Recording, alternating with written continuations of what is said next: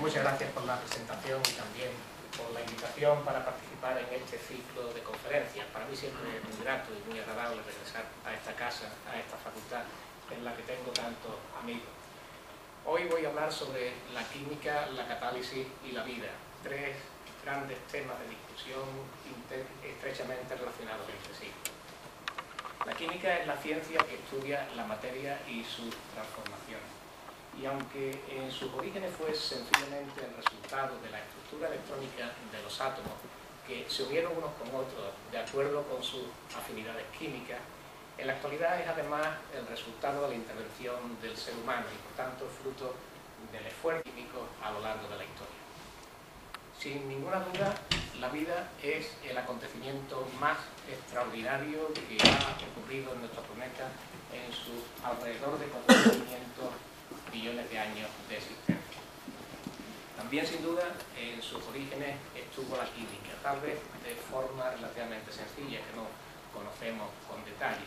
Pero es tanta la complejidad de la vida actual que podríamos decir, también sin riesgo de equivocarnos, que la vida es la máxima expresión de la química y que encierra química en el más alto grado de complejidad imaginable. Y finalmente la catálisis, consustancial a la química, parte esencial de ella, igualmente parte de la vida misma, porque numerosos procesos biológicos son catalizados por enzima. Es posible que en alguna ocasión se hayan preguntado de qué están hechas las cosas, el mundo en el que vivimos, contemplando, por ejemplo, una imagen como esta, en la que vemos en primer plano encontramos agua, al fondo hay montañas, es decir, hay tierra, rocas, minerales. Vemos también vida tanto vegetal como animal, el propio aire que se escapa a nuestra observación, pero que respiramos continuamente. La respuesta a esta cuestión es sencilla. La materia que conocemos está constituida por los 90 elementos químicos naturales que los químicos clasificamos para su estudio y su comprensión en esa distribución bien conocida de todos, que es la tabla periódica de los elementos. El primero y el más sencillo es el hidrógeno, y el último de los naturales es el que ocupa la 92ª posición, es decir, el uranio. La vida, en lo que a la constitución química se refiere, es mucho más sencilla, porque necesita apenas la tercera parte de estos elementos. De forma muy mayoritaria, solo 4, el hidrógeno, el carbono, el nitrógeno y el oxígeno, se combinan de incontables formas para producir las moléculas de la vida, aunque para eso necesitan de la conjunción indispensable de 3 elementos no metálicos, el fósforo, el azufre y el cloro, y de 4 metales, sodio, potasio, magnesio y calcio, cuyas funciones en nuestro organismo requieren su presencia en él en cantidades de decenas a algunos cientos de gramos. Hay además otros 6 elementos, 3 de ellos metales, hierro, cobre y zinc, necesarios en concentraciones menores, de décimas a algunos gramos. Y finalmente otros 10 que están representados con color azulado en esa imagen, que son indispensables pero en concentraciones mucho más pequeñas. De modo que poco más de 27 elementos químicos son suficientes para sostener la vida como la conocemos en la actualidad. También es probable que se hayan preguntado acerca del origen de estos elementos, cómo se formaron y cómo llegaron hasta aquí. Y ya contestar a estas cuestiones resulta mucho más difícil. Fue, de hecho, necesario esperar hasta mediados del siglo pasado para que 4 ilustres físicos, el matrimonio Burbidge, Margaret y Jeffrey, William Fowler y Fred Hoyle, propusieran en un artículo científico legendario, que está ahí ilustrado, que los elementos químicos se generaron en las reacciones nucleares que ocurren en las estrellas utilizando hidrógeno, el hidrógeno formado en la gran explosión como combustible nuclear. La gran explosión cósmica, el Big Bang, es el mejor modelo de que disponemos para explicar el origen del universo. Postula que hace 13.700 millones de años, de forma espontánea, se produjo la gran explosión que dio origen al espacio, la energía y el tiempo. La temperatura inicial fue extraordinariamente elevada, 10 elevado a 30 Kelvin, pero con la expansión el universo se enfrió y transcurridos poco más de 2 minutos la temperatura había descendido hasta unos 1000 millones de Kelvin, permitiendo que las partículas subatómicas se unieran unas con otras para formar los núcleos de los elementos más ligeros, muy mayoritariamente hidrógeno, también, aunque en menor proporción, helio y solo trazas de litio, en todos los casos en forma de diferentes isótopos. Con pocas excepciones, los restantes elementos químicos se produjeron durante la nucleosíntesis estelar, como antes decía, mediante las reacciones nucleares que ocurrieron y que siguen todavía aconteciendo en las estrellas. Así pues, la materia que conocemos, que es la que los físicos denominan materia bariónica, está constituida por protones, por neutrones y por electrones que se agrupan formando los átomos de los elementos químicos. Hasta hace relativamente poco tiempo, algunas décadas, se creía que esta era la materia que constituía esencialmente el universo. Hoy, sin embargo, se sabe que no es más que una pequeña parte de él, menos del 5%, que hay nada menos que un 32% de una forma misteriosa de materia que se denomina materia oscura, que ejerce un efecto gravitatorio pero que no emite ni absorbe radiación.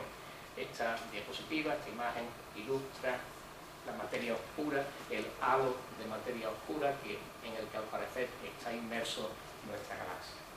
Y hay además nada menos que un 72% de una forma todavía más misteriosa de energía, que se denomina energía oscura, que ejerce un efecto antigravitatorio y que es al parecer responsable de la expansión acelerada del universo, propuesta cuyo estudio fue distinguido el año pasado por la Real Academia Sueca por la concesión del Premio Nobel de Química a estos tres ilustres investigadores, Matter, Smith y Rees. Volviendo a la materia bariónica, a la materia ordinaria, las primeras estrellas se formaron unos 400 millones de años después del Big Bang, a partir del gas primordial, el gas prístino constituido exclusivamente por hidrógeno y por helio. Debieron ser estrellas de porte grandioso, con una masa muchas veces mayor que la del Sol, decenas o incluso en algunos casos cientos de veces mayor que la del Sol. Tuvieron, por esta razón, una vida corta, pero muy intensa, acorde con su noble nacimiento, con su noble estirpe, y murieron también de forma grandiosa, al tiempo que muy generosa, en espectaculares supernovas que arrojaron al espacio interestelar billones de toneladas de los elementos químicos que se habían generado en su interior. Estas son las estrellas de población 3. El material expulsado al exterior, al espacio interestelar, se incorporó al gas primordial. A partir de él se formaron estrellas de siguiente generación, las estrellas de población 2 y finalmente estrellas de población 1.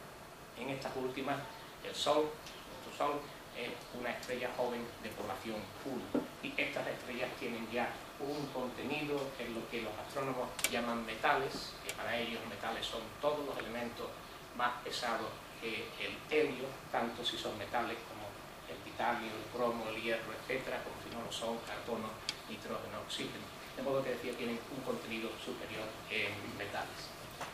Es simplemente curioso mencionar que en observaciones realizadas hace unos años desde el telescopio Keck en Hawái, se detectaron dos enormes bolsas, que no veo muy bien, deben estar por aquí, en alguna parte aquí, dos enormes bolsas de gas prístino, del gas primordial, formadas unos 2000 millones de años después del Big Bang y que han permanecido incólumes, prácticamente sin mezcla con el resto, los otros elementos producidos en las estrellas durante casi 2.000 millones de años.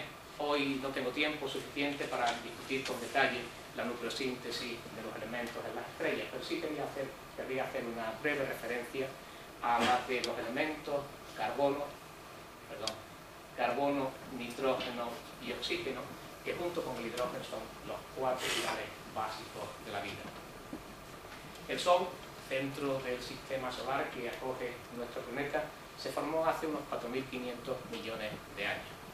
Está constituido fundamentalmente por hidrógeno, casi un 75%, grandes cantidades de helio, algo inferiores a O25, y cantidades mucho más pequeñas de otros elementos químicos, carbono un 0,4, oxígeno casi un 1%, porcentajes muy inferiores de azufre, nitrógeno, hierro, etc. Este año, el anterior y parece que también el siguiente son años de gran actividad solar, y por ello querría permitirme muy brevemente mostrarles un par de imágenes espectaculares. Esta primera que les muestro de hace poco más de una semana, una espectacular erupción en la superficie del Sol, y esta otra un poquito más antigua, pero que ilustra, en la parte superior, ilustra el tamaño comparativo de la Tierra. Aunque la temperatura en la superficie del Sol no tiene un valor demasiado elevado, unos 5.700 Kelvin, en el interior se alcanzan cientos de miles de grados, y en el núcleo, que es una esfera con un radio aproximadamente la cuarta parte del radio del Sol, se alcanzan temperaturas de entre 10 y 15 millones de Kelvin. Y en esas condiciones se produce la fusión nuclear del hidrógeno, la combustión del hidrógeno, que principalmente transcurre a través de esta secuencia de reacciones que se conoce como la cadena protón-protón-1. Su resultado es que 4 protones se convierten en una partícula alfa, un núcleo de helio 4, 2 positrones y 2 neutrinos. Y como hay una pequeña diferencia de masa entre la izquierda y la derecha de la ecuación, se convierte en energía, de acuerdo con la ecuación de Einstein. De manera que una pequeña cantidad de masa produce una inmensa, enorme cantidad de energía. Se estima que cada segundo se consumen en el Sol 600 millones de toneladas de hidrógeno, que se convierten en 599,5 toneladas de helio, y que los 4,5 millones restantes se transforman en energía, que se produce en el núcleo en forma de radiación gamma de altísima energía, que se amortigua en parte en su camino hasta la superficie y que tarda en alcanzar alrededor de 1 millón de años. Como antes he indicado, el Sol es una estrella ya de tercera generación, de manera que contiene elementos pesados, y en presencia de algunos de ellos, especialmente de carbono, los protones encuentran un camino diferente para dar lugar a partículas alfa, a núcleos de helio 4. Lo hacen a través de este ciclo, que es un ciclo catalítico. Se conoce como el ciclo del carbono, el nitrógeno y el oxígeno, y fue propuesto por Bethe y von Weizsäcker en 1938. Tampoco tengo tiempo para describirlo con detalle. Observen que 1, 2, 3 y 4 protones entran en el ciclo y que sale una partícula alfa, un núcleo de helio 4. Pero lo que hoy nos interesa, la importancia de este ciclo radica en que es la fuente del elemento nitrógeno en el universo, en todas sus formas isotópicas. Es el nitrógeno que constituye la atmósfera, que ejerce un efecto diluyente del oxígeno extraordinariamente beneficioso que hace posible la vida. Lo más importante para nosotros es el nitrógeno que forma los aminoácidos, las proteínas, los ácidos nucleicos y tantas otras moléculas de la vida. Cuando una estrella llega al estadio de su evolución, que se conoce como de gigante roja y que está aquí en esta parte de la imagen que represento, y aquí en aquella pantalla sería esta otra, se ha convertido al Sol, pero querría decir que el Sol llegará a esa fase, a ese estadio, dentro de otros 4.500 millones de años, de modo que tenemos todavía bastante tiempo. Cuando se alcanza ese estadio, se ha consumido la mayor parte del combustible nuclear del núcleo de la estrella, y al faltar el combustible se rompe el equilibrio delicado que existe en la estrella durante toda su vida entre la energía de termofusión nuclear, la energía que se irradia al exterior y la energía gravitatoria a favor de esta última. De manera que se produce el colapso gravitacional de la extraordinariamente grande masa de la estrella, colapso que provoca un aumento inusitado de la temperatura, que hace que las capas de hidrógeno que están rodeando el núcleo del Sol entren en combustión. La energía de termofusión nuclear liberada en ese proceso hace que la estrella se expanda enormemente, y cuando el Sol lo haga, dentro de 4.500 millones de años, su órbita habrá llegado, su atmósfera habrá llegado hasta la órbita de Júpiter y habrá engullido para siempre y destruido la Tierra. El aumento de la temperatura es, como decía, extremadamente elevados. En el núcleo se llegan a alcanzar temperaturas de 100 millones de Kelvin y en esas condiciones ocurre lo que se conoce como el flash del helio, la combustión nuclear del helio, cuya primera etapa es la fusión de dos partículas alfa para producir un núcleo de brillo 8. Este núcleo es inestable, se desintegra y lo hace con una vida media de tan solo 10 elevado a menos 16 segundos, ni siquiera un suspiro.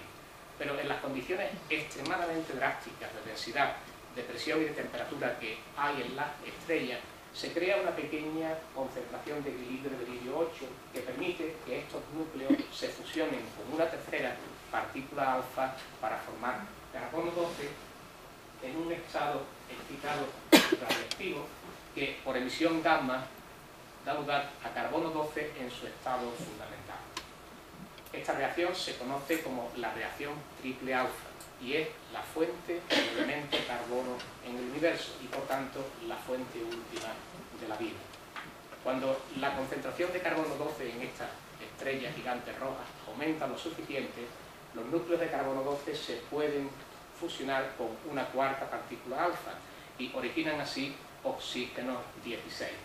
De manera que el resultado de estos procesos de captura sucesivas de partículas alfa es la formación de cantidades comparables de carbono 12 y oxígeno 16, los nucleidos más abundantes en el universo después del hidrógeno y el helio, aunque a gran distancia de ellos. Recapitulando brevemente, entonces, de los 4 elementos fundamentales y esenciales para la vida, el hidrógeno se formó durante el Big Bang, el nitrógeno en el ciclo catalítico carbono, nitrógeno y oxígeno, y el carbono y el oxígeno en las estrellas gigantes rojas mediante la reacción triple alfa o la captura adicional de una partícula alfa. Estas estrellas suelen ser estrellas muy masivas y en ellas, en su interior, se alcanzan temperaturas inimaginables para nosotros, cientos de millones, 1000 millones de Kelvin. Y a esas temperaturas se producen otras reacciones de fusión nuclear. Perdón, no quería dejar escapar esta diapositiva. Quería decir que estos comentarios que he hecho sobre la síntesis de los elementos carbono, nitrógeno y oxígeno ilustran con claridad una sentencia de Carl Sagan, quien fue astrónomo y gran divulgador científico norteamericano ya fallecido, quien dijo que estamos hechos de materia de estrellas y que nosotros en español coloquialmente traducimos diciendo que somos polvo de estrellas. Volviendo a lo que les decía, en estas condiciones de temperatura tan elevadas pueden producirse otras reacciones de capturas de partículas alfa que producen neón 20, magnesio 24. Se pueden también fusionar núcleos de carbono 12 con núcleos de oxígeno 16 para formar silicio 28, de oxígeno 16 con oxígeno 16, generando azufre 32 que decae inmediatamente para producir azufre 31, e incluso la fusión de núcleos de silicio 28 para dar hierro 56. Este nucleido, el hierro 56, es el más estable de todos y por esa razón es el último que se puede generar en reacciones de fusión nuclear. Las reacciones de fusión nuclear que conducen a elementos que condujeran a elementos más pesados serían endotérmicas y por tanto no es la forma de producir estos elementos. Los elementos más pesados se generan en condiciones mucho más drásticas, que resumo brevemente, mediante diferentes tipos de procesos. Los procesos de captura de neutrones, que pueden ser rápidos, indicados con R en la diapositiva, o lentos, S, slow en inglés. Procesos de captura de protones, que pueden ser también rápidos. Procesos de captura de electrones. Reacciones que requieren, como ilustra esta imagen, requieren temperaturas mucho más elevadas y que transcurren con una escala de tiempo muy distinta, mucho más corta. Comparen, por ejemplo, la escala de tiempo del orden de 1000 millones de años necesarias para la combustión del hidrógeno con las horas, minutos o incluso segundos necesarias para las transformaciones que acabo de indicar. La diapositiva siguiente les muestra una tabla periódica en la que con color amarillo se han representado los elementos que se forman mediante estas transformaciones en las estrellas que tienen una masa muy elevada, mucho más masiva que el Sol. Y con color azul, y ahí encuentran la mayoría de los elementos pesados, con color azul los elementos que se generan en la fase final de la estrella muy masiva, instantes antes de que se produzca la explosión final en la supernova. Las supernovas se encuentran entre los estallidos más violentos que se producen en el universo. Y como decía, son la fase final, la muerte de las estrellas de gran masa, muchas veces mayor que la del Sol.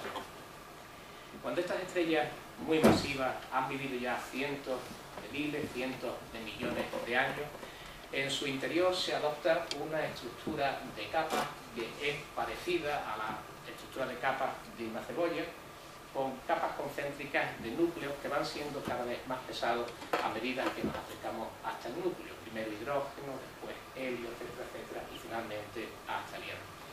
Como la temperatura es muy elevada, algunos de estos núcleos se encuentran en combustión. Pero en el centro, en el núcleo, falta el combustible nuclear.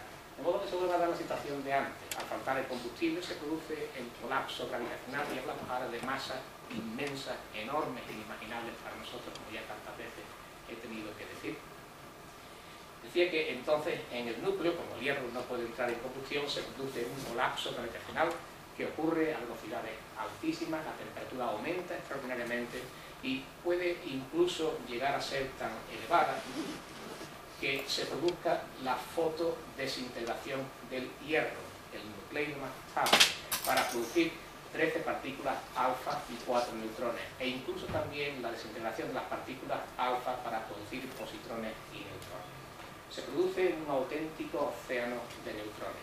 Y como esas reacciones son endotérmicas, absorben una gran cantidad de calor y crean una especie de efecto de vacío que se suma al colapso gravitacional. Se produce la caída hasta el centro de la estrella, pero se ha creado un núcleo de neutrones rígido e indeformable, de manera que se produce una especie de onda de rebote que se transmite hacia la superficie de la estrella a velocidades supersónicas. Se encuentra cayendo en sentido contrario, se encuentra cayendo la extraordinaria masa de las capas más externas de la estrella, de modo que el cataclismo está servido. Y en un tiempo cortísimo, tan solo unos segundos, se produce una tremenda explosión que arroja al espacio interestelar billones, trillones de toneladas de los elementos que se han formado en su interior. Y se transmite a miles de millones de kilómetros de distancia. Tiene además una luminosidad, que aquí se ilustra en esta imagen, tiene una luminosidad comparable a la de una galaxia entera, equivalente a la de cientos de millones de soles. El núcleo de neutrones acaba formando una estrella de neutrones, o si tiene una masa suficientemente grande, un agujero negro. Y el material expelido al exterior da imágenes tan espectaculares como esa, que corresponde a una supernova designada como la supernova 1987A, que se observó a simple vista en el hemisferio sur la noche del 23 de febrero de 1987. Las supernovas no son acontecimientos muy frecuentes, por la sencilla razón de que hay pocas estrellas que tienen masa muchas veces mayor que la del Sol. En nuestra galaxia, en la Vía Láctea, se producen alrededor de 2 supernovas por siglo. Y se cree que una de estas supernovas tuvo un papel determinante en la formación del sistema solar. Hace unos 4.500, 4.600 millones de años, no se ve apenas, yo al menos no veo, supongo que ustedes tampoco vendrán. En un rinconcito de nuestra galaxia que está por ahí representado con un rombo de color rojo, y sobre un mini halo de materia oscura se acumuló una nube de proporciones gigantescas. El diámetro alcanzaba miles y miles de millones de kilómetros, y estaba constituida fundamentalmente por gas, por hidrógeno y por helio, con cantidades. ¿Esto se podía pagar también? Claro, yo sé. No creo que mejor demasiado, pero bueno. A ver, ¿cómo? Mejor, pero de todos modos no veo por aquí, que estaba por aquí seguramente. Bien, decía que se acumuló una enorme nube de gas y también de materia sólida, de partículas formada por elementos, así, y luego me caigo yo aquí. No pasa nada. Decía que estaba también formada por grandes cantidades, o prácticamente mucho menores que de gas, de materia sólida, elementos, óxidos, sales que se habían formado en estrellas de anterior generación. La nube giraba lentamente y se encontraba además en un estado de equilibrio gravitatorio metaestable, es decir, un estado de pseudo equilibrio. Y se cree que la onda expansiva de una supernova, que había acaecido no demasiado lejos del lugar y tampoco demasiado tiempo atrás, porque siempre hablando en las escalas cósmicas, distancia y de tiempo, provocó el colapso gravitacional de la nube, que se produjo en primer lugar en el centro, en la parte interior de más densidad, y poco a poco se fue extendiendo hacia el exterior. Al disminuir el tamaño, aumentó la velocidad de giro para conservar el momento angular. La concentración en la zona central se hizo grandísima, se creó una especie de capullo de gas que llegó en su momento a formar una protoestrella, y se generó también en torno al núcleo, en torno a la zona central, se generó un disco circunestelar que los físicos, los astrónomos llaman un disco de acreción o un disco de acrecimiento. La protoestrella pasó por una fase que se denomina de T Tauri, que no tengo tiempo de discutir, y llegó un momento en el que la temperatura en el centro de la estrella, en el núcleo, alcanzó los 10-15 millones de Kelvin necesarios para que el hidrógeno entrara en combustión nuclear. Y fue en ese momento cuando nació el Sol, se convirtió en lo que se llama una estrella de secuencia principal de gas cero, y desde entonces viene alumbrando este rinconcito de la galaxia en el que nosotros vivimos, nos da calor, luz y por tanto nos da la vida. Mientras tanto, en el disco de acreción, la materia sólida relativamente cercana a la protoestrella y después a la estrella, la materia más densa, a una órbita cercana, como consecuencia de las fuerzas de fricción, los choques provocados por las acciones gravitatorias, dieron lugar a cuerpos sólidos, semillas de planetas que se llaman planetesimales, que fueron teniendo un tamaño cada vez mayor, primero algunos kilómetros, después decenas de ellos, cientos, miles de kilómetros, hasta formar los 4 planetas rocosos del Sistema Solar: Mercurio, Venus, la Tierra y Marte. Los elementos gaseosos, las moléculas volátiles, fueron expulsadas por el viento interestelar hasta distancias muy superiores y dieron lugar a los grandes planetas gaseosos, a Júpiter y Saturno, y también a lo que se llaman los grandes planetas helados, Urano y Neptuno. Aquí, en esta posición, en esa esfera pequeñita, de hecho casi diminuta, ahí estamos. Y ahí estamos nada menos que 7.000 millones de personas, de modo que individualmente, por mucho que nos guste considerarnos como el centro del universo, no somos realmente nada. No somos de hecho nada en comparación con el Sol, que por sí solo contiene más del 99,8% de la masa del Sistema Solar. Pero es que por su parte el Sol es una entre cientos de miles de millones de galaxias que forman la Vía Láctea. Y a su vez esta, que hace solamente un siglo se pensaba que constituía por sí misma todo el universo, no es más que una entre miles de millones de galaxias.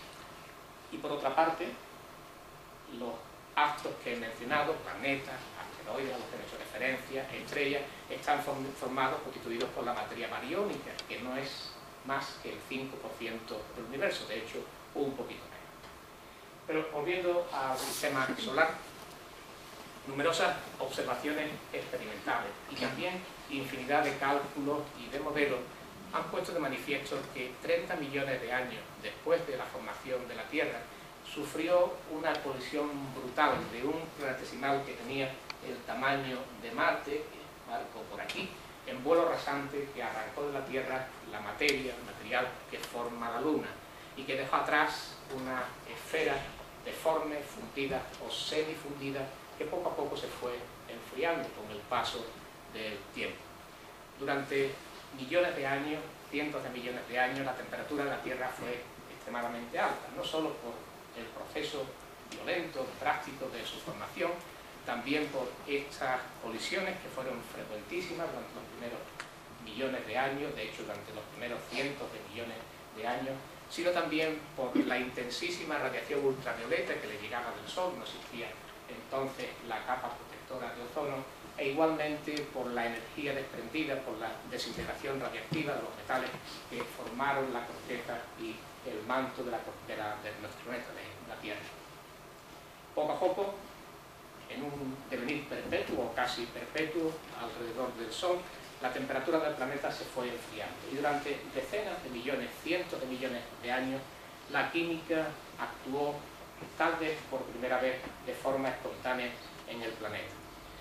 Los elementos como el hierro, el cobalto y el níquel, que son muy abundantes en el universo y también en la Tierra por la gran estabilidad de sus núcleos, al mismo tiempo son elementos pesados y se construyeron en el núcleo de la Tierra, junto con otros metales químicamente afines que se llaman siderófilos en la clasificación geoquímica de Goldsmith: el rutenio, el osmio, el rodio, el iridio, paladio, platino, formaron, como decía, el núcleo de la Tierra. Mientras que los materiales más ligeros, elementos, carbono elemental como grafito, como diamante, azufre elemental o combinado como sulfuros, selenio, etc., y muchos metales, óxidos, distintos elementos químicos, sílice, óxido de titanio, etc., esos materiales formaron el manto y también la corteza terrestre. Y de nuevo aquí hubo un proceso químico de diferenciación, porque los metales de la parte izquierda de la tabla periódica, los alcalinos, alcalinotérreos, lantánidos, actínidos, los primeros grupos de la serie de transición, que son metales muy electropositivos y que tienen una gran afinidad química por el oxígeno, son los elementos litófilos en la clasificación de Goldsmith, prefirieron formar combinaciones oxigenadas, óxidos, silicatos, aluminosilicatos, fosfatos, etc. Mientras que los metales más pesados, los de la parte derecha de la tabla periódica, los últimos grupos de la serie de transición, grupo 8, 9, 10, etc., el cadmio, el mercurio, el talio, titanio y plomo, que tienen una gran afinidad química por el azufre y son los elementos talcófilos, prefirieron formar combinaciones sulfuradas o relacionadas con ellas, sulfuro, disulfuro, seleniuro, arseniuro, etc. Por lo que se refiere a los elementos gaseosos y a las moléculas volátiles, quedaron bien ocluidos en el interior de la Tierra o bien formaron parte de la atmósfera primitiva. En el primer caso fueron escapando gradualmente a lo largo de muchos siglos, muchos millones de años, en forma de violentísimas, pero muy frecuentes entonces, erupciones volcánicas. La Tierra primitiva tuvo una atmósfera en la que, sin ninguna duda, había grandes cantidades de hidrógeno y de helio, que como son sin embargo muy ligeros, escaparon pronto del campo gravitatorio que la Tierra ejercía. Había además también grandes cantidades de moléculas hidrogenadas, fundamentalmente metano, amoníaco, agua, sulfuro de hidrógeno, etc. Como les decía, la temperatura era extraordinariamente elevada, pero poco a poco la Tierra se fue enfriando. Durante ese tiempo recibió múltiples colisiones de planetesimales, de asteroides, de cometas, bien del cinturón de asteroides que se encuentra entre las órbitas de Marte y de Júpiter, del cinturón que se conoce como cinturón de Kuiper, o de una supuesta, imaginada pero aparentemente existente, nube de oro. Y parece que gran parte de las reservas de agua que hay en nuestro planeta tuvieron un origen externo. Llegaron en bombardeos intensísimos de muchos millones de cometas. Los cometas, de hecho, abundan por miles de millones en el universo, y muchos de ellos, como el popular conocido cometa Halley, están constituidos fundamentalmente por hielo. Como la temperatura era muy elevada, el agua se encontraba en la atmósfera, nada más prácticamente, o en el interior de la Tierra, en fase de vapor. Pero llegó un momento en que la superficie se enfrió lo suficiente como para acoger agua líquida en su seno, y entonces debió producirse un diluvio de proporciones de nuevo colosales, tremendas, dantescos, que duraría cientos de miles de años y que precipitaría sobre la superficie terrestre billones de toneladas de agua que volvería de nuevo a la atmósfera al evaporarse casi de inmediato. Un diluvio en comparación con el cual, el que conocemos de las escrituras del Génesis, el gran diluvio universal, sería poco más que una ligera y pasajera tormenta de verano. Pero lejos de erradicar ese acontecimiento, de erradicar la vida, parece que la propició. Y así, hace unos 3.600, tal vez algo más, 3.600 millones de años, aparecieron en el planeta las primeras formas de vida, las formas precursoras de la vida. Seguramente de forma simultánea, casi simultánea, en muchos lugares del planeta. A partir de estas formas primitivas debió originarse lo que se considera el organismo precursor común, que en la terminología sajona se conoce con el acrónimo de LUCA, de Last Uniform Common Ancestor, y a partir de ese organismo común originarse las formas de vida que conocemos en la actualidad, arqueas, bacterias y eucariotas.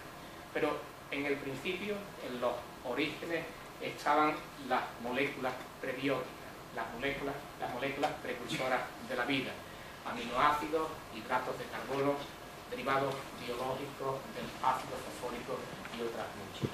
Y parece muy probable, es difícil que sea de otra manera, que en la generación de estas moléculas prebióticas, a partir de las moléculas sencillas, la mayoría inorgánicas que formaron la atmósfera primitiva de la Tierra, parece que la catálisis química tuvo una trascendencia, un papel fundamental.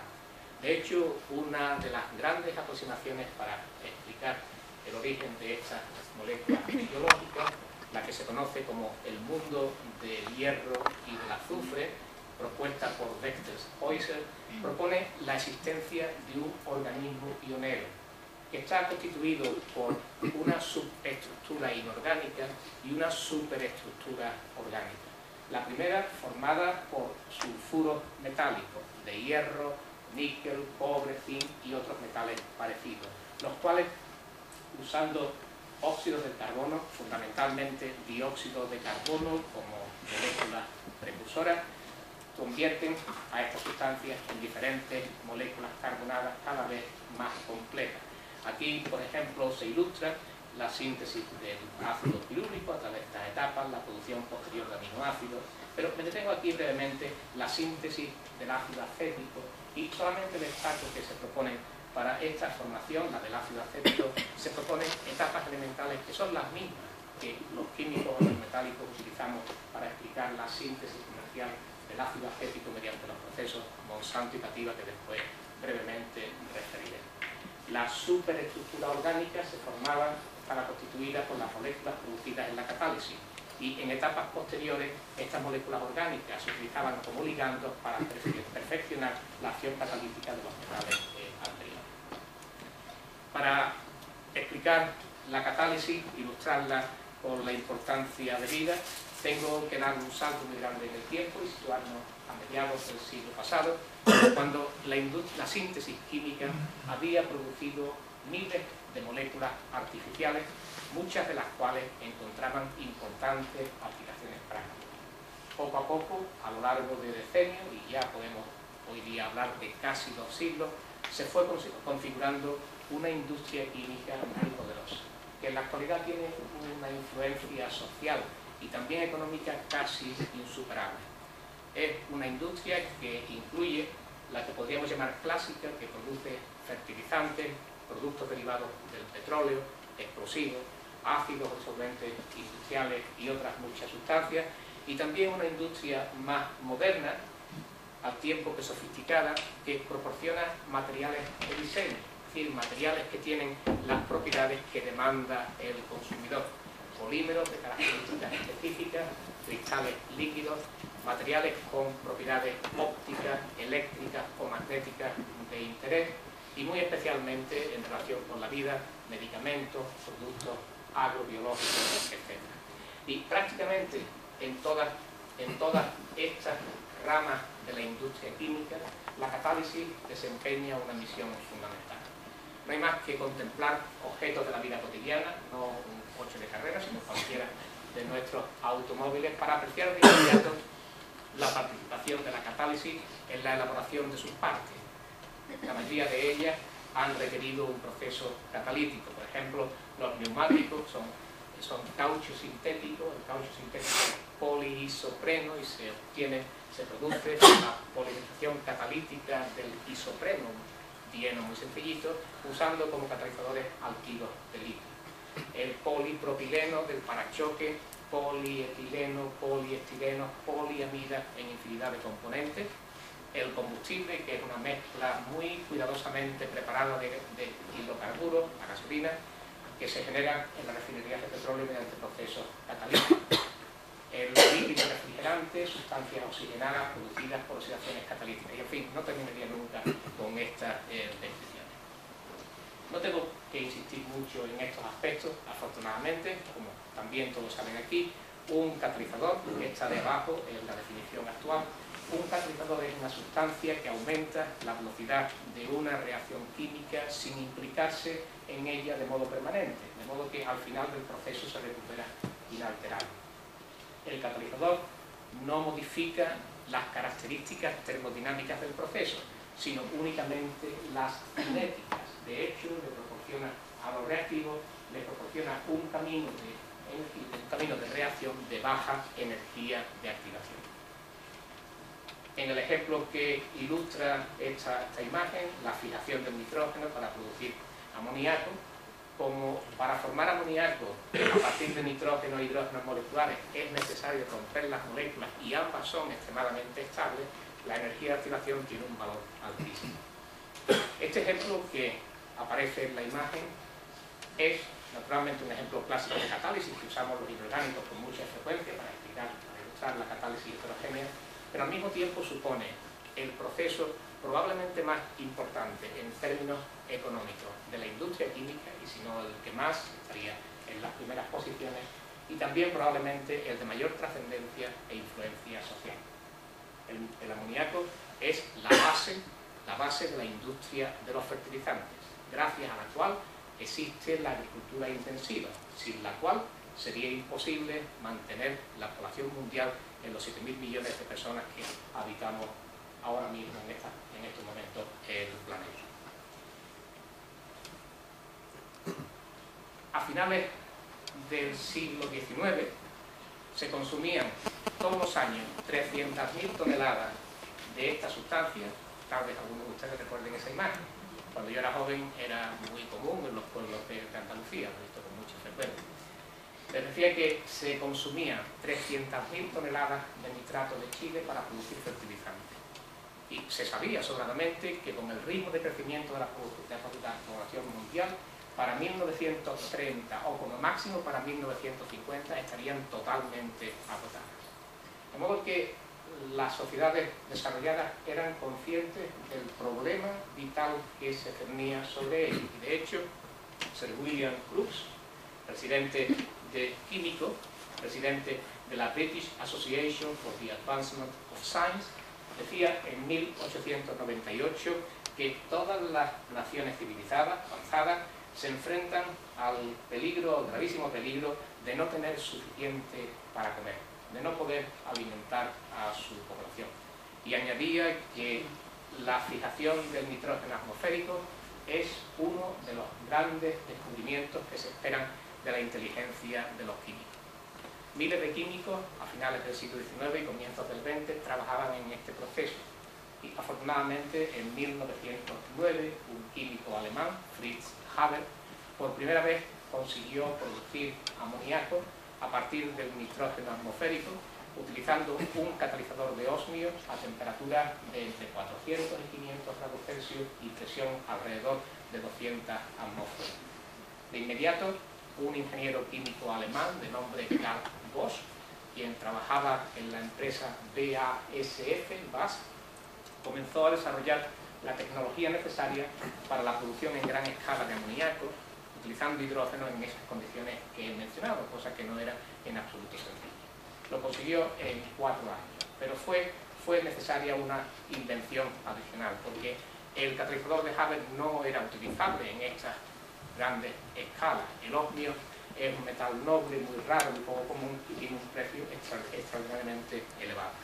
Un tercer alemán, todo se quedó en Alemania, un tercer alemán se llamaba Alvin Mittag, en la mejor tradición germánica de trabajo riguroso, serio, sacrificado, ensayó literalmente miles de catalizadores con composiciones químicas ligeramente diferentes unos de otros, hasta encontrar que una mezcla de magnetita, óxidos de hierro 2 y hierro 3 con pequeñas cantidades de óxido de calcio, de potasio y de aluminio que se añadían como promotores, era un catalizador eficaz para el proceso y en esencia, con pocas variantes, es el que se utiliza en la actualidad.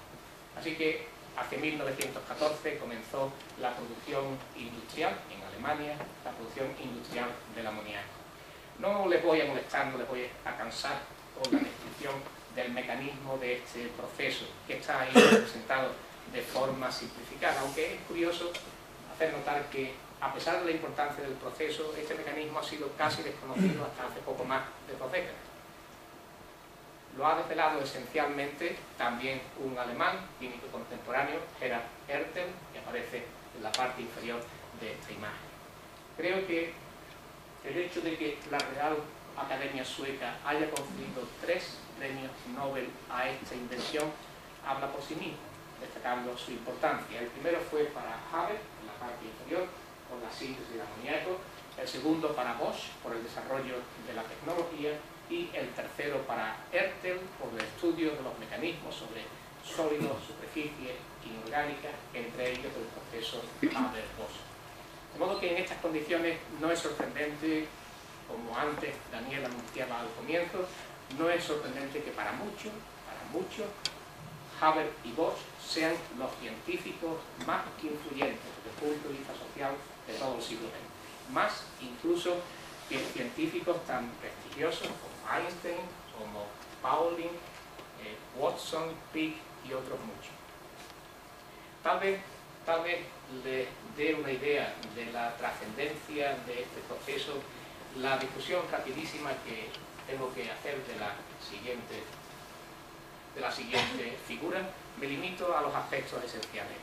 Por una parte, a esta línea de trazo de color rojo, es esta que muestro por aquí, que recoge la extrapolación del aumento de la población del siglo XIX al siglo XX, como si no se hubiera desarrollado el proceso Haber-Bosch. En esas condiciones, la población mundial, en estos momentos, la población está en el eje de coordenadas de la izquierda, la población mundial sería de unos 3.200 o en todo caso 3.500 millones de personas. La otra variación importante es la de la línea de trazo continuo de la parte superior, y la otra, que muestra cómo ha variado en realidad la población mundial, que nos ha llevado a la cifra que ya he mencionado, 7.000 millones de personas. De modo que, en términos muy sencillos, viviría la mitad de la población. 3.500 millones de personas no estarían sobre la Tierra. Y claro está, de inmediato nos surge la duda, la pregunta: ¿dónde estaríamos nosotros? ¿Estaríamos entre quienes hubieran tenido la suerte de nacer, de vivir y de ver la luz del sol, o por el contrario estaríamos entre aquellos que nunca hubieran tenido esa oportunidad? Para concluir con este proceso, que es un proceso trascendental, de gran importancia, enorme, importancia de hecho vital, querría añadir, porque si no estaría faltando en parte a la verdad, que no todo es brillante en él y que hay muchos puntos oscuros. Por una parte, la generosísima financiación que hizo el gobierno alemán a comienzos del siglo XIX, estamos hablando de 1910, 1915, años precursores de la Primera Guerra Mundial. Esa financiación no era ni mucho menos altruista y no estaba encaminada primordialmente a la producción de fertilizantes, sino por el contrario a la producción de explosivos, que es la segunda gran aplicación de amoníaco. De modo que eran fines bélicos, la expansión del Imperio Alemán la que estaba detrás de ello. Pero es que además Haber fue un personaje muy controvertido. Haber era un judío alemán, extremadamente patriota, tanto que ponía por delante el patriotismo antes que cualquier consideración de tipo humano. Fue quien desarrolló las primeras armas químicas de destrucción masiva, y muchos de ellos lo consideran como un criminal, muchas personas lo consideran como un criminal de guerra. En sus laboratorios de Berlín, los que él dirigía, se produjeron por primera vez y se usaron en el frente el gas mostaza, y también se usaron los halógenos, el bromo y especialmente el cloro gaseoso como armas químicas de guerra. De modo que tuvo una contribución terrible, nefasta, al desarrollo de la Primera Guerra Mundial, que alargó innecesariamente, causando un sufrimiento indescriptible a muchos, miles, cientos de miles de personas. Su esposa, de hecho, Clara Haber, se suicidó cuando tuvo noticia de la derrota del ejército aliado franco-británico por las tropas alemanas utilizando cloro como gas de guerra. Sea como fuere, esa era la persona. No hay ninguna duda de que el nivel científico fue extraordinariamente elevado y eso es obligado reconocerlo. Y de hecho, un gran físico alemán, Max von Laue, en el obituario de Haber, usó una hermosísima metáfora para describir su trabajo, diciendo que Haber fue el hombre que obtuvo pan del aire. Este proceso de síntesis del amoníaco es un proceso catalítico heterogéneo. Me permiten que me salte el significado de esto, puesto que es conocido para todos ustedes. Tiene una gran importancia económica, está aquí ilustrado, aunque sean cifras algo antiguas, la importancia es extraordinaria.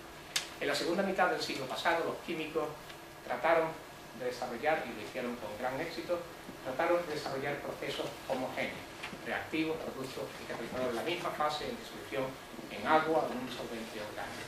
Y al hacerlo, trataban solamente de imitar a la naturaleza, porque una de las actividades más agradables, más placenteras, de las que el ser humano desarrolla sobre nuestro planeta, es la fermentación de frutas y de semillas para producir bebidas alcohólicas. Ya queda menos tiempo que escucharme para que lleguen a esta situación. No tengo tiempo, no tengo ocasión hoy de describir con el detalle debido los grandes avances en este campo, de manera que me limito a resumirlo de la forma más escueta que puedo. En esta imagen he destacado tres grandes procesos catalíticos homogéneos. La catálisis Ziegler-Natta, que inicialmente fue heterogénea, tiene hoy una componente homogénea muy importante gracias al desarrollo en la década de los años 1990 de los metalocenos como catalizadores de este proceso. Esta industria es la base de los plásticos, la base de los polímeros, las poliefinas, plásticos que nos acompañan a todas partes en nuestra vida ordinaria. El proceso OXO, o de hidroformilación de alquenos, para producir una gran variedad de sustancias oxigenadas con múltiples aplicaciones, entre ellas los alcoholes detergentes. Y finalmente, un proceso modélico, realmente emblemático, en química organometálica, la síntesis del ácido acético, la producción artificial del ácido acético mediante los procesos Monsanto y Cativa catalizados por rodio y por equilibrio. Además de estos grandes acontecimientos a nivel académico y después con importantes aplicaciones industriales, se han producido otras muchas innovaciones, que de nuevo resumo con 2 o 3 diapositivas. La importancia de estos desarrollos, que realmente ha sido extraordinaria, de nuevo ha sido reconocida por la Real Academia Sueca con la concesión de 3 premios Nobel de Química a procesos catalíticos en la década comprendida entre 2001 y 2010. El último de ellos, a Heck, Negishi y Suzuki, por las denominadas contribuciones a la denominada reacción de acoplamiento cruzado catalizada por paladio. El anterior, a Schoen, Drax y Scholl, por sus contribuciones al desarrollo del proceso conocido como la metátesis de olefinas, una de las metodologías sintéticas más innovadoras de las últimas décadas. Y el primero, sobre el cual me extenderé brevemente, solo unos minutos, sé que ya es hora de terminar, el de 2001, a Knowles, Loyori y Sharpless, por el desarrollo de la catálisis asimétrica, la catálisis enantioselectiva. A los dos primeros por reacciones de hidrogenación y a Sharpless por reacciones de oxidación. Sharpless, de hecho, consiguió la mitad de este premio Nobel. La catálisis asimétrica es hoy día probablemente una de las áreas, probablemente no, con toda seguridad, una de las áreas más importantes de la química moderna. No solo conceptualmente, por razones de tipo básico y fundamental, sino también por sus importantes aplicaciones en relación con la vida, la producción de medicamentos, productos agroalimentarios, insecticidas, etcétera, etcétera. Todos saben, y también eso me permite avanzar un poquitín más deprisa, que la vida es asimétrica, la vida es quiral, y que muchas moléculas de la vida, como los aminoácidos, las proteínas, los ácidos nucleicos y otras muchas más, son moléculas quirales. Las moléculas quirales existen en dos formas que llamamos enantiómeros, imagen especular no superponible una con la otra, que tienen idénticas propiedades físicas y químicas y que se diferencian solo en su interacción con otras moléculas que también son quirales o con medios quirales. Como en nuestro organismo hay muchos centros receptores que son quirales, están ahí simbólicamente representados mediante esa elipse, se entiende que interaccionen de forma diferente con los dos enantiómeros de una molécula quiral. Y no pocas veces las diferencias de comportamiento tienen consecuencias realmente serias. Por ejemplo, el naproxeno es un conocido antiinflamatorio. Existe en dos formas enantiómeras, de las cuales solamente la de la derecha de la imagen se puede utilizar porque la otra tiene una toxicidad hepática muy alta. Hay muchos otros ejemplos, con los cuales no les canso. Un poquitín más adelante haré referencia a la L-Dopa que aparece aquí en la parte inferior. Querría en este momento solo añadir que la síntesis, la producción de medicamentos quirales tiene una importancia extraordinaria para la industria químico-farmacéutica. Estos datos son un poco antiguos, son de hace 4 o 5 años, tal vez un poco más, pero hablan por sí mismos con claridad en meridiana. Aquí, en la parte de la derecha, están incluidos el esomeprazol, el Nexium, la forma activa del omeprazol, y abajo otro parecido, medicamentos casi milagrosos para el tratamiento de las úlceras gastroduodenales y de las hernias de hiato, que la mayoría de la población padece pasada una cierta edad. Yo la tengo hace ya muchos años, de hecho. Y aquí hay otros por los cuales ya no me extiendo. Termino haciendo una brevísima referencia a la síntesis de la L-Dopa, que es el medicamento más útil de que disponemos desde hace muchos años para el tratamiento de la enfermedad de Parkinson. Hago también una breve historia. Todo comenzó en los laboratorios de Wilkinson, en el Imperial College, hacia 1967-1968, cuando un estudiante de tesis, que el éxito llega pronto, los que están por aquí, haciendo la tesis o en fase parecida, decía un estudiante de tesis, se llamaba John Osborne, por desgracia prematuramente desaparecido, preparó ese compuesto que nadie conoce como el catalizador de Osborne, claro está, sino que ese es un precio que hay que pagar, sino como el catalizador de Osborne acabó su tesis y comenzó su carrera independiente en Estados Unidos, en el MIT, y allí su primer estudiante fue nada menos que Richard Schrock, a quien antes he mencionado como Premio Nobel de Química en 2005. Juntos prepararon compuestos de rodio e iridio más robustos desde el punto de vista molecular, usando para ello una fosfina bidentada y también más reactivos, complejos catiónicos con moléculas lábiles disolventes ordinarias. Henri Cagan, químico orgánico contemporáneo, una de las grandes figuras de la química, especialmente en este campo, apreció de inmediato la importancia de este descubrimiento y preparó este ligando diop, que fue la primera, si no me equivoco, la primera fosfina quiral con simetría binaria, con simetría C2. Knowles hizo lo propio, él trabajaba en Monsanto preparando esta fosfina, DAIPAM, y más adelante otros muchos, especialmente la Joy con la fosfina Vainap. Y en 1974, en Monsanto, Knowles llevó a cabo esta reacción química, aparentemente muy sencilla, que permite preparar la levodihidroxifenilalanina, es decir, la levodopa, con un rendimiento muy elevado y con un coste económico muy limitado. Antes de esta síntesis, el precio de la L-Dopa era extremadamente alto y por tanto solo era accesible a las clases económicamente más favorecidas. De modo que fue una síntesis que tuvo una gran trascendencia social, tanto que Knowles recibió su parte del premio Nobel exclusivamente por este trabajo.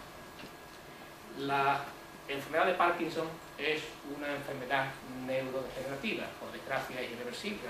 La L-Dopa no la cura, sino que contribuye a atenuar sus consecuencias y alargar en condiciones aceptables la vida de los enfermos.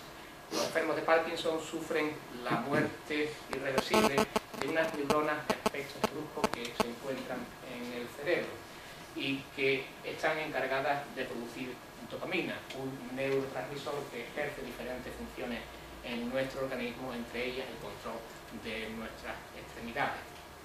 al faltar, al morir estas neuronas, escasea la dopamina y los enfermos muestran los síntomas que tal vez sean familiares para algunos de ustedes: rigidez en los miembros, incapacidad para mantenerse en equilibrio, frecuentes convulsiones en las extremidades, etc.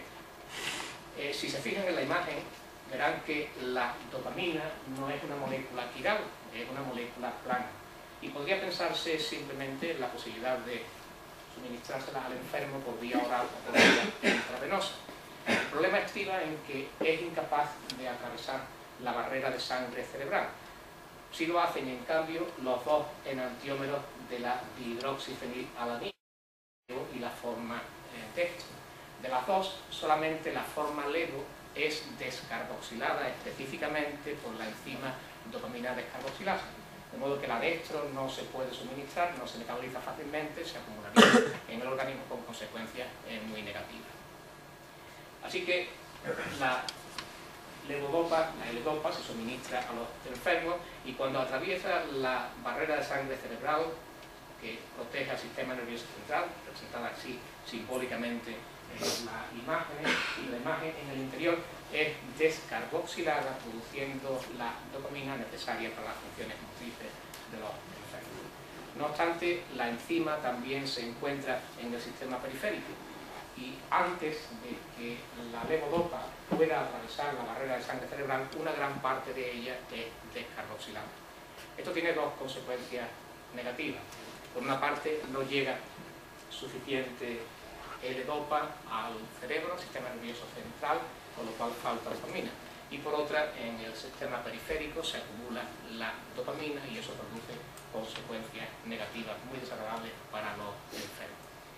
Y tengo que decir, y ya de verdad acabo, tengo que decir que la química ha actuado con gran precisión y brillantez para resolver este pequeño, pero por otra parte importante problema, con la síntesis de esta sustancia, carbidopa, y de otras moléculas parecidas que son simplemente inhibidores de la enzima. Se fijan a ella e impiden que efectúe la descarboxilación de la L-dopa para producir la dopamina. Y como la carbidopa tampoco es capaz de atravesar la barrera de sangre cerebral, hace esto exclusivamente en el sistema periférico, de modo que en definitiva alarga la vida media de la L-dopa en el sistema periférico desde unos 40-45 hasta unos 90 minutos. Con esto concluyo ya mi intervención. Aquí se muestra lo que acabo de indicar y concluyo diciendo, si me permiten un breve comentario, que nuestra vida como individuos y también como sociedad, la calidad de nuestra vida, la calidad del medio ambiente es posible, como la conocemos, gracias a la acción extraordinariamente beneficiosa de la química. Puede ser que algunos de ustedes me escuchen con cierto escepticismo, con el conocimiento de los desastres ecológicos que todos conocemos, pero a ellos les diría, aquellos de ustedes que piensen así, les diría que no es la química la que contamina, al contrario, la química se utiliza para descontaminar. Lo que contamina es la mala práctica de la química. Y casi siempre, por no decir siempre, la mala práctica de la química tiene razones detrás, razones de tipo económico. Así que no es la química, sino, como siempre, la avaricia, la crueldad y la falta de escrúpulos del ser humano responsable de estos tremendos desastres ecológicos que todos conocemos. Piensen qué sería de nosotros si no tuviéramos agua potable para beber y para asearnos, si nuestros alimentos no tuvieran la calidad que tienen gracias a la actuación de la química, sin combustible para producir energía, para desplazarnos de un lugar a otro, y muy especialmente sin los medicamentos, que cuando estamos enfermos, y esa es la situación más crítica para el ser humano siempre, cuando estamos enfermos permiten que nos curemos y que mejoremos nuestra salud. Nada más, les pido disculpas por haberme extendido un poquito más de la cuenta.